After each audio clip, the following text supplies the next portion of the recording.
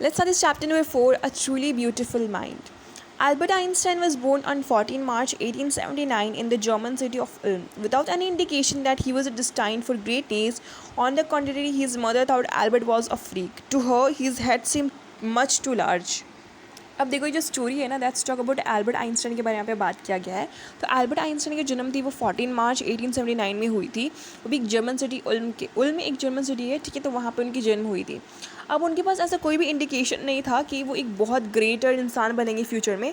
और इवन उल्टा तो ये था कि जो उसकी मदर थी ना एल्बर्ट आइंस्टाइन की, वो सोचती थी कि जो मेरा बच्चा है वो बहुत फ्रीक है। फ्रीक का मतलब हो गया ना कि वो बहुत अनयूजुअल है। उनका जो बिहेवियर है एल्बर्ट आइंस्टाइन का, वो बहुत ऑड है। जो ऐसा लोग नहीं करते, वो मोस्टली वैसा काम करते हैं। जैसे फॉर एग्जांपल कि बहुत सारे बच्चे लोग खेलना पसंद करेंगे, but Albert Einstein wants to play with mechanical things. Now at the age of 2.5, Einstein still wasn't talking. He finally did learn to speak. He uttered everything twice. Einstein did not know what to do with other children, and his playmates called him brothers boring. So the youngest played by himself. अब देखो क्या होता है, जब वो 2.5 as के थे तब आइंस्टाइन ना तब तक भी बात नहीं कर पा रहे थे, बोल नहीं पा रहे थे। और जब उन्होंने इवन बोलना सीखा तब भी वो एक वर्ड को बार बार रिपीट करते थे। तो आइंस्टाइन को पता नहीं था कि वो चिल्ड्रन के साथ कैसे खेले। तो हमेशा जब भी वो खेलने जाते तो जो बच्चे थे ना उनको ब्रदर बोरिंग बोलते थे। नाउ अब जो यहाँ पर जो यंगस्टर थे, यानी कि यहाँ पर जो एल्बर्ट आइंस्टाइन थे, वो खुद से खेलते थे हमेशा, most of the time. He specially love mechanical toys. Looking at his newborn sister matcha, he is said to have said, fine, but where are her wheels? अब देखो, स्पेशली उनको मैकेनिकल टॉयज़ बहुत ज़्यादा पसंद थे। तो हमेशा जब उसकी न्यूबॉर्न सिस्टर हुई ना तब माजा, तो वो माजा उनकी न्यूबॉर्न सिस्टर का नाम था। तो वो उन्होंने उसको देखकर बोला कि अच्छा सब कुछ तो ठीक है, लेकिन इसके व्हील्स कहाँ हैं। व्हील्स का मतलब हो गया कि अब देखो उनके लिए मैकेनिकल टॉयज़ खेलते तो हमेशा कुछ चलाने के लिए उन पर व्हील्स की ज़रूरत पड़ती है, राइट। कुछ चलने के लिए उनको व्हील्स की ज़रूरत पड़ती है। तो वो बोलते कि माजा तो चलेगी कैसे जब उसके पास व्हील्स है नहीं, लेकिन उसके व्हील्स किधर है। तो दैट वाज इंडिकेशन कि he was so obsessed with mechanical toys. Now a headmaster once told his father that what Einstein chose as a profession wouldn't matter because he will never make a success at anything. अब देखो क्या होता है, जो एक बार क्या होता है, हेडमास्टर जो होती है एल्बर्ट आइंस्टाइन की, वो बताते हैं कि देखो उनके फादर को बोलते हैं कि देखिए आपका जो बच्चा आइंस्टाइन है ना, कभी भी कोई प्रोफेशन जो उसने चूज़ किया वो कभी वो पूरा नहीं कर पाएगा, बिकॉज वो किसी चीज़ में उसको सक्सेस मिलेगी ही नहीं। Einstein began learning to play the violin at the age of 6 because his mother wanted him to. अब देखो आइंस्टाइन जो थे, जब उनका एज 6 था तो उन्होंने क्या किया, वायलिन प्ले करना स्टार्ट कर दिया, बिकॉज उनकी मदर चाहती थी कि कुछ ना कुछ करे। नाउ अब उनके जो स्किल था ना, like he later become a gifted amateur violist maintaining the skill throughout his life. अब उसके कुछ समय के बाद वो उनमें एक गिफ्टेड एमेचर का मतलब होता है कि वो ना बहुत ज़्यादा अच्छा बजाना सीख चुके थे वायलिन। एंड देखो ये एमेचर का मतलब होता है कि एक ऐसा कोई चीज़ जो आप अपने हॉबी के लिए करो, जो अपने ट्रूली जो अपने इन्जॉयमेंट के लिए करो, आप उसको प्रोफेशन नहीं बनाना चाहते। तो ये वो ना पूरे लाइफ अपने थ्रू आउट स्किल को मेंटेन किया। But Albert Einstein was not a bad pupil. He went to high school in Munich. तो जो एल्बर्ट आइंस्टाइन होते हैं वो एक बैड लर्नर नहीं थे। जब वो 15 मंथ्स ओल्ड थे तब उनकी जो फैमिली होती है वो म्यूनिच में शिफ्ट हो जाती है, जहाँ पर वो जो एल्बर्ट आइंस्टाइन है वहाँ पर वो अपने हाई स्कूल कंप्लीट करते हैं। बट वहाँ पर जो सबसे ज़्यादा चीज़ वो हेट करते थे वो स्कूल के रेगिमेंटेशन, यानी कि रूल्स और रेगुलेशंस को हेट करते थे। वैसे ये बात नहीं कि वो बहुत एक बैड पपल यानी कि बैड लर्नर थे, बल्कि इसका ये था कि वो हर एक सब्जेक्ट्स में बहुत अच्छे मार्क्स स्कोर करा करते थे, यानी कि इनके हर सब्जेक्ट्स में बहुत अच्छे मार्क्स हुआ करते थे हमेशा। जब भी मतलब जो only thing which he was not sure about वो था कि स्कूल का रेगिमेंटेशन उन्हें बहुत अजीब लगा करता था। वो उनको हेट किया करते थे जितने भी रूल्स रेगुलेशंस थे स्कूल के, सच एज़ लाइक हमेशा वो अपने टीचर से क्लैश हो जाया करते थे, ठीक है। एंड बिकॉज ऑफ दैट जब वो 15 एज के हुए तो वो क्या करते हैं, वो बहुत वहाँ पर उनको बहुत घुटन हो रही थी उस स्कूल में, तो वो उसको लेफ्ट कर देते हैं अच्छे के लिए। The previous year, Albert's parents had moved to Milan and left his son with relatives. After prolonged discussion, Einstein got his wish to continue his education in German-speaking Switzerland in a city which was more liberal than Munich. अब देखो, अब जब क्या होता है previous year जो होता है एल्बर्ट्स के जो पेरेंट होते हैं वो क्या करते हैं, मिलान के लिए चले जाते हैं और एल्बर्ट आइंस्टाइन को वहीं अपने रिलेटिव के साथ छोड़ देते हैं। तो कुछ प्रोलॉन्ग डिस्कशन के बाद, कुछ बातचीत के बाद आइंस्टाइन को अपनी विश पूरी हो जाती है, यानी कि जो वो उनकी विश थी कि वो क्या करेंगे, एजुकेशन जो एक जर्मन स्पीकिंग स्विट्ज़रलैंड में लेंगे, एक सिटी जहाँ पर मतलब म्यूनिच से और लिबरल अच्छा हो। वहाँ वो पढ़ेंगे. So Einstein was highly gifted in mathematics and interested in physics, and after finishing school he decided to study at a university in Zurich. अब देखो, जब आइंस्टाइन जो है ना बहुत हाईली गिफ्टेड थे मैथमेटिक्स में, वो मतलब हर एक सम्स, हर एक सॉल्यूशन को सॉल्व कर लिया करते थे, एंड वो फिज़िक्स में बहुत इंटरेस्टेड थे. जब उन्होंने अपनी स्कूल फिनिश कर दी तो उन्होंने डिसाइड किया कि यूनिवर्सिटी में पढ़ेंगे, ज्यूरिच के यूनिवर्सिटी में वो पढ़ेंगे. ज्यूरिच जो है वो स्विट्ज़रलैंड में लोकेटेड है. बट देखो, but science wasn't the only thing that appeal to the dashing young man with the walrus moustache. अब देखो, यहाँ पर रिफर कर रहे हैं कि जो साइंस एक ऑलरेडी एक लौता चीज़ नहीं था जो अल्बर्ट आइंस्टाइन को पसंद था. There was a lot of things. Now he also felt special interest in a fellow student, Milevia Maric, whom he found to be clever creature. This young sub had come to Switzerland because the university in Zurich was one of the few in Europe where women could get degree. अब देखो क्या होता है, अब जो Albert Einstein होते हैं उनको एक स्पेशल इंटरेस्ट होता है एक फ़ेलो स्टूडेंट एक वहाँ पर जो पढ़ने वाली एक लड़की थी उनके साथ, उनका नाम मिलेविया मैरिक था. तो अब देखो, उनको ना वो जो एल्बर्ट आइंस्टाइन उन्होंने एक टैग दे दिया था इस फेलो स्टूडेंट को एक क्लेवर क्रिएचर के नाम से. तो ये जो यंग सर्ब थी, यानी कि सर्बियन, ये स्विट्ज़रलैंड की थी, सर्बियन, ठीक है, तो यहाँ पर वो आई थी पढ़ने के लिए. अब देखो, ये because the university in Zurich was one of the few in Europe. अब इसलिए यहाँ पढ़ने क्योंकि यहाँ पढ़ना यूरोप में बहुत कम यूनिवर्सिटी है, तो दैट्स द रीज़न वो स्विट्ज़रलैंड पे आई थी.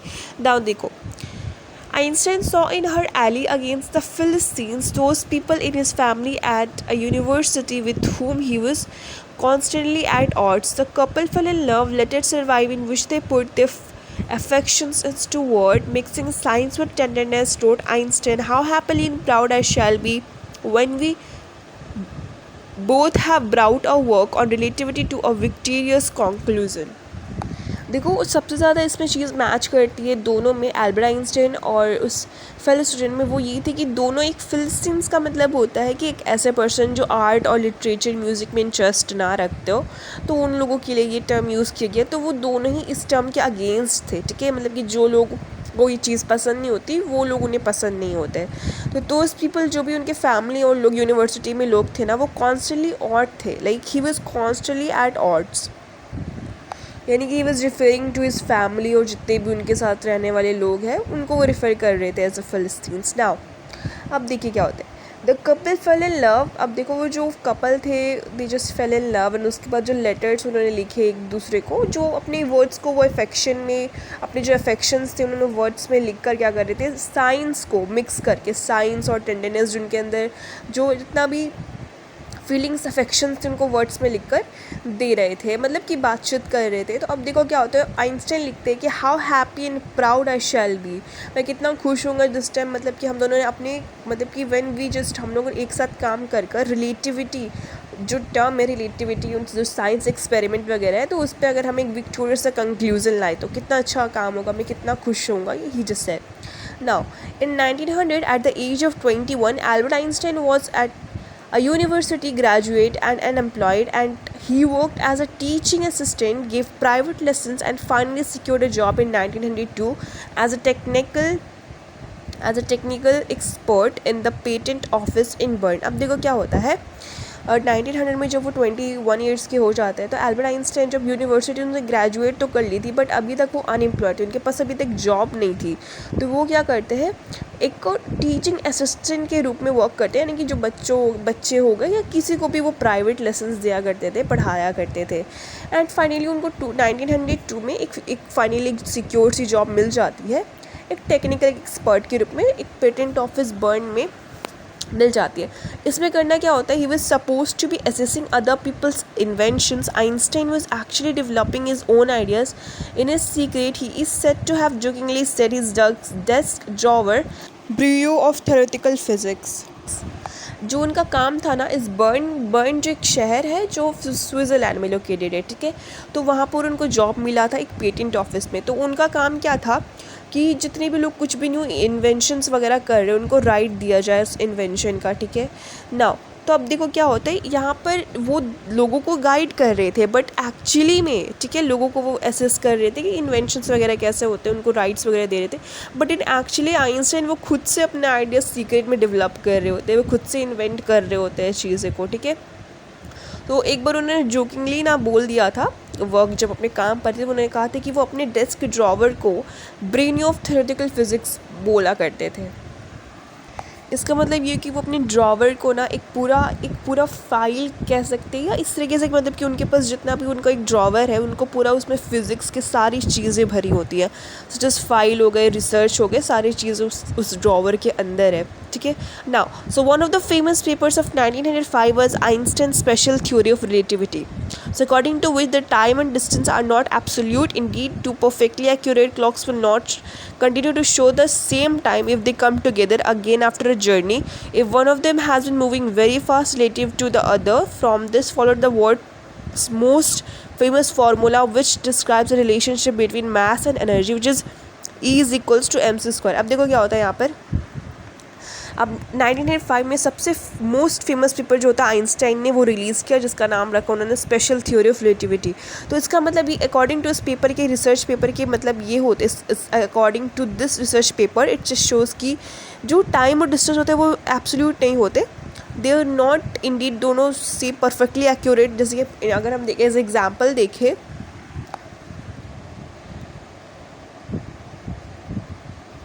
तो इसका मतलब ये रेफ़र करती है कि जो टाइम है और डिस्टेंस है वो एब्सोल्यूट नहीं है। मतलब कि फॉर एग्जांपल अगर जैसे कि हमने टू क्लॉक्स को रखा, ठीक है, तो वो लोग ना दो कंटिन्यू दोनों सेम से टाइम नहीं दिखाएंगे अगर वो एक को मैंने जर्नी से लेकर आए में, ठीक है। अगर जर्नी मतलब कोई सा भी स्पेस वजह से रिलेटिवली कह रहे हैं, ठीक है ना, जैसे कि किसी को मैंने एक फास्ट रिलेटिव से रखा तो दूसरे तक वो सेम नहीं टाइम शो करेगा। He was just about to say that. Now from this followed the world's most famous formula, and इसी रिलेटिविटी से, इसी रिसर्च पेपर से सबसे मोस्ट फेमस फार्मूला निकला जो E is equals to mc square. तो इस फार्मूला में जो E है वो एनर्जी के लिए रेफर किया गया है, और जो m है वो मास के लिए, और जो c है वो स्पीड ऑफ लाइट के लिए है। Now let's go. While Einstein was solving the most difficult problems in physics, his private life was unraveling. Albert had wanted to marry Mileva right after finishing his studies, but his mother was against it. She thought Mileva, who was 3 years older than her son, was too old for him. She was also bothered by Mileva's intelligence. She is a book like you, his mother said. Einstein put the wedding off. अब देखो क्या होता है, while Einstein जब अपनी मतलब कि बहुत सारे जो प्रॉब्लम्स होते हैं फिज़िक्स के वो सॉल्व कर रहे होते हैं, मोस्ट डिफ़िकल्ट प्रॉब्लम्स, उनकी जो ज़िंदगी होती है ना वो और अजीब हो रही थी। मतलब कि जितना डिफ़िकल्ट प्रॉब्लम्स ऑफ फिज़िक्स में सॉल्व कर रही होती है, डिफ़िकल्ट उससे ज़्यादा डिफ़िकल्ट उनकी ज़िंदगी चल रही हो, ठीक है। मतलब वो अपनी ज़िंदगी पर, लाइफ पर ध्यान नहीं दे रहे, मोस्टली वो अपने करियर पर दे रहे हैं। शी जस्ट मतलब वो यहाँ पर कहना चाहते हैं। सो एल्बर्ट जो थे ना वो मिलीविया को मतलब जैसे वो अपनी पढ़ाई ख़त्म की तभी वो चाहते थे कि वो शादी कर ले मिलीविया से, बट उनकी जो मदर थी वो हमेशा इस चीज़ से अगेंस्ट थी, इस बात से, बिकॉज वो सोचा करती थी कि जो मिलीविया है वो 3 साल बड़ी है एल्बर्ट आइंस्टाइन से, तो वो बहुत ज़्यादा ओल्ड है, बहुत ज़्यादा वो बड़ी है। And she was also border की जो मिलीविया है ना वो इस बात से वो बिल्कुल खुश थी, बिकॉज कज़न की जो मिलीविया है वो एक बहुत पढ़ी लिखी लड़की है, ठीक है। तो वो एक बार ना वो बोल देती है कि she is a book like you, मतलब वो तुम्हारी जैसे किताब है, मतलब कि वो बहुत इंटेलिजेंट है, समथिंग लाइक दैट, पढ़ाकू है। जस्ट उसकी जो मदर होती है अल्बर्ट आइंस्टाइन की, वो कह रही होती है, ठीक है। तो उस टाइम तो आइंस्टाइन अभी वेडिंग को ऑफ कर देते हैं, उस टाइम उस बात को भी हटा देते हैं, बट जो पेयर होते हैं फाइनली वो क्या करते हैं, जनवरी 1903 में शादी कर लेते हैं। They have 2 sons now, but a few years later the marriage flatter. अब बट कुछ सालों के बाद जो शादी थी वो टूट गई, उतना अच्छे से नहीं रह रही थी, ठीक है, बहुत वीक हो गई। तो जो मिलीविया थी मीनवाइल जो है अपनी इंटेलेक्चुअल एम्बिशन को लूज़ कर रही थी, जो चीज़ वो करना चाहती थी, ठीक है, बहुत अनहैप्पी सी हाउसवाइफ बन गई वो। तो अब वो क्या होता है, इतने कॉन्स्टेंट फाइटिंग के बाद they just divorced in 1919। So Einstein जो थे वो उसी साल जिस साल वो डिवोर्स देते हैं उसी साल वो क्या करते हैं, एल्सा जो होती कज़न, उनसे वो शादी कर लेते हैं same year. Now, Einstein's new personal chapter coincided with his rise to the world fame. In 1905, he had published his general theory of relativity, which provided a new interpretation of gravity and eclipse of the sun in 1909 brought proof that it was accurate. अब देखो क्या होता है, Einstein के जो new personal chapter होते हैं वो जब शुरू होते हैं मतलब वर्ल्ड में फेम में आते हैं इन 1915 में। क्या होता है, जब वो अपनी जनरल थ्योरी ऑफ रिलेटिविटी को जब वो पब्लिश करते हैं तो वो एक न्यू इंटरप्रिटेशन ग्रेविटी का एक न्यू फॉर्म लेता है और इस तरीके से मतलब डिफ़ाइन करना चाहते हैं कि एक और वे में वो उन्होंने एक न्यू आइडिया दिखाया है कि इस टर्म को। नाउ अब देखो इक्लिप्स ऑफ जो सन जो है 1919 में उन्होंने ये रिसर्च पेपर्स पब्लिश किए जो प्रूफ दिखाया कि ये जो उन्होंने पहले जो किया था वो एक्यूरेट निकला। आइंस्टाइन जो थे वो हमेशा क्या करते थे, हमेशा एडवांस में ही करेक्टली कैलकुलेट कर लिया करते थे जो भी एक्सटेंट होते थे, जो लाइट से फिक्स्ड स्टार से जितनी भी लाइट होती थी ना, फिक्स्ड स्टार से जो होते थे वो डिफ्लेक्ट हो जाया करते थे सन्स के ग्रेविटेशनल फील्ड से, उसको ऑलरेडी वो एडवांस उस चीज़ को कैलकुलेट कर लेते थे। जो न्यूज़पेपर्स से वो प्रोक्लेम करते थे उनके वर्क को as a scientific revolution. Now Einstein receive the Nobel Prize for physics in 1921। अब आइंस्टाइन को जो उनको नोबेल प्राइज़ 1921 में फ़िज़िक्स के लिए मिलता है तो उनको बहुत सारे ऑनर्स इन्विटेशंस हमेशा पूरे वर्ल्ड से मिलते हैं एंड उनको ना पूरे मतलब जो उनके ऊपर हमेशा पूरे प्रेस हमेशा पूरी मीडिया लगी रहा करती थी। When the Nazis came to the power in Germany in 1933, Einstein emigrated to the United States. 5 years later, the discovery of nuclear fusion in Berlin had American physicists in an uproar. Many of them had fled from fascism just as Einstein had. And now they were afraid the Nazis could build and use an atomic bomb. अब देखो क्या होता है, 1933 में Nazis जो होती है जब पावर में आ जाती है जर्मनी में, तो उस टाइम जो होते हैं आइंस्टाइन एमिग्रेट कर लेते हैं, वहाँ से हटकर वो यूनाइटेड स्टेट्स चले जाता है।